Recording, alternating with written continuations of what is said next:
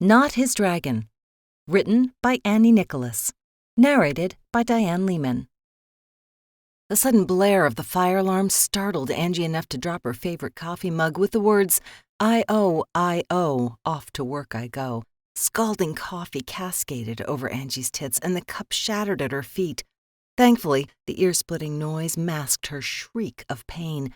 Otherwise, her partially senile neighbor would have been dialing 911 already. The old sweetheart must have him on speed dial. Angie yanked off her only clean work shirt and tossed it to the kitchen floor amongst her almost unpacked boxes. It had only taken her a year to get this much done. She kicked one out of her way and ran over to the sink, then splashed cold water on the singed girls. They went numb, but as soon as she stopped wetting them, the burning sting returned. She wanted to fill the sink and let her breasts soak, but she was late for work. Smoke billowed from the toaster she'd bought from a garage sale last weekend. The timer apparently was stuck on burn to a crisp. She crossed the room and manually popped the button, ejecting the charcoal that used to be bread. The spring was broken as well, and she watched the flaming piece of toast land on yesterday's newspaper. Or was that last week's newspaper? The Newport Times instantly caught fire, and the headlines vanished in mere seconds. Angie cupped water in her hands, tossed it on the flames, and smashed the burnt toast with a black dish towel. When did she get a dish towel? She unfolded the mess in her hands. Her yoga pants. Nice. Half-naked, boobs scorched, she coughed and opened the only window in her crappy studio apartment. Inferno averted. Building saved. Her neighbors didn't even know how close they had come to being on the 6 o'clock news. She'd probably also flashed the old guy across the alley from her. She hoped his heart could take it. She grabbed the same pair of yoga pants and waved it under the fire alarm until it stopped drilling into her eardrums. The noise faded, but the sound of ringing continued in a new tone. She did a slow blink, staring at the alarm. Was this a new setting? Then she noticed the light flashing on her cell phone by the crispy paper. She answered it. What? All she wanted was to get to work. Her appointment book was full. Her bank account was empty, and she had plenty of hides to scratch. Your 8 o'clock is here. Tell me you're around the corner. Her receptionist spat back. I'm around the corner.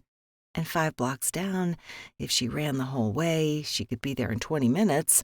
Her receptionist would have to call the paramedics to revive her, though. She hoped they were cute. It had been weeks since anyone had given her proper mouth-to-mouth. You're lying, aren't you? Beth whispered and ground out the words at the same time. She had many hidden talents, and she'd make some werewolf an awesome mate one day. Angie grabbed a T-shirt from the bedroom floor, sniffed and pulled it on. Only a paper screen wall dividing her apartment made it a separate room. Even though she mended freakishly fast for a human, she didn't have time to wait for her burning tits to heal. In a rush, she grabbed a fistful of ice from the freezer to tuck inside her bra. Oh, God, that's so good. Angie, get off my back. I had to stop my building from burning down. Keep your panties on and offer them a cup of coffee. I'm on my way as we speak. Who was her 8 o'clock appointment? Keep my Beth's voice faded. Angie tugged her apartment door closed, using all her weight to fit it into the crooked frame, and locked it in place. Hey. A male voice purred in her ear. Why am I here, and you're not? She grimaced and dug deep for her inner professional businesswoman. Ryota, I'll be there soon. I set my place on fire. Again. The last time wasn't my fault. The building is faulty wiring. She took the steps 2 at a time. That's what happens when you live in a dump. He hung up on her. She stuck her phone in her back pocket and hit the streets on a run. One shouldn't keep the local werewolf pack alpha waiting, especially when one had dumped him a few months ago and didn't want to get bitten. She weaved her way through the sea of pedestrians, suddenly flooding the sidewalks. Had aliens landed on her rooftop? Was Godzilla rampaging through the city? Where had all these people come from? Turning the corner, she spotted the farmer's market. Oh, yeah. Not a grand disaster, just a horde of fresh produce junkies needing their fix. Of all the times for her to be surrounded by vegans, this was not the day.